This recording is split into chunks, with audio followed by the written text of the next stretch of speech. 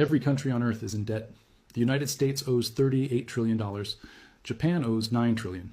The entire planet owes $315 trillion, 3 times the size of the global economy. But here's the paradox that should terrify you. If everyone owes money, who exactly is owed? The answer isn't what you think. Because when you follow the chain of creditors, when you track who actually holds the debt, you discover something disturbing. The world doesn't owe money to anyone in particular. It owes money to itself. But 4 men, 4 bankers across 3 centuries, designed it that way, deliberately. They built a system where debt can never be repaid, where governments borrow forever, where interest flows eternally upward, and where the people who designed the trap profit from every payment, every crisis, every bailout. This isn't conspiracy. This is documented history. The meetings happened, the contracts exist, the mechanisms are public record. And once you see how they built it, you'll understand why $38 trillion isn't a problem to be solved. It's the system working exactly as designed. Let me show you the 4 architects, the 4 moments when the debt trap was engineered, and why every government on Earth is now caught inside it with no way out. Before 1694, kings borrowed money the old way. They'd go to merchants or nobles, promise repayment with interest, and if they couldn't pay, they'd default. Creditors lost money. Kings borrowed from someone else. It was risky for lenders and embarrassing for kings, but it was contained. Debt was temporary, either repaid or defaulted. The system cleared. William Paterson changed everything. He was a Scottish merchant and financial schemer who tried and failed multiple times to get rich. In 1691, he had an idea that would reshape civilization. England was at war with France. King William III needed money desperately. The treasury was empty. Tax revenue couldn't cover war costs. And traditional lenders were refusing new loans because England had defaulted before. Paterson approached the king with a proposal. He would organize a group of wealthy merchants to lend the government £1.2 million. That's about $300 million in today's money. A massive sum. But here's the innovation.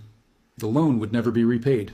Instead, the government would pay interest forever, 8% annually. And to manage this arrangement, Paterson proposed creating a new institution, the Bank of England. The mechanics were revolutionary. The merchant lenders would give their gold to the Bank of England. The bank would lend it to the government. The government would pay interest annually from tax revenue. And the bank would pay that interest to the merchant lenders. But here's the critical detail. The government wouldn't repay the principal, ever. The loan was permanent. Why would merchants accept this? Because the interest payment was guaranteed by Parliament. It was backed by the government's taxing power. As long as England could tax its citizens, the interest would flow. And the banknotes the lenders received in exchange for their gold could be traded. They were as good as money, better than money, because they paid interest. Parliament approved Paterson's scheme in 1694. The Bank of England was chartered. The merchants provided their gold. The government got its war funding. And for the first time in history, national debt became permanent. Not a problem to solve, a feature of the system. And here's what nobody explains about why this was brilliant for the bankers. The government paid 8% interest annually on £1.2 million. That's £96,000 per year, forever. The merchants had essentially bought an annuity from the government. As long as England existed, as long as it could tax, the money flowed. And if they wanted their gold back, they could sell the banknotes to someone else. The debt was transferable but never repayable. But Paterson's real genius was what came next. The Bank of England was given the right to issue banknotes backed by the government's debt. They could print paper money up to the value of the loan. This created money out of debt. The government's IOU became currency. And the more the government borrowed, the more money could be created. This is the template. Government borrows, never repays principal, pays interest forever. And the debt itself becomes money. It's brilliant if you're a banker. Catastrophic if you're a taxpayer.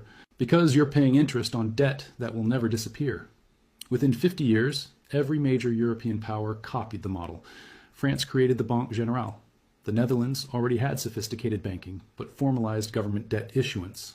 And by 1790, the newly independent United States adopted the same system. Alexander Hamilton, who we talked about before, explicitly modeled America's financial system on the Bank of England, permanent debt, interest paid from taxes, bonds traded as currency. Paterson died in 1719, not particularly wealthy, despite creating the Bank of England. But the system he built persists 331 years later. The Bank of England still exists. British government debt has never been paid off. It's been refinanced, rolled over, and expanded, but never eliminated.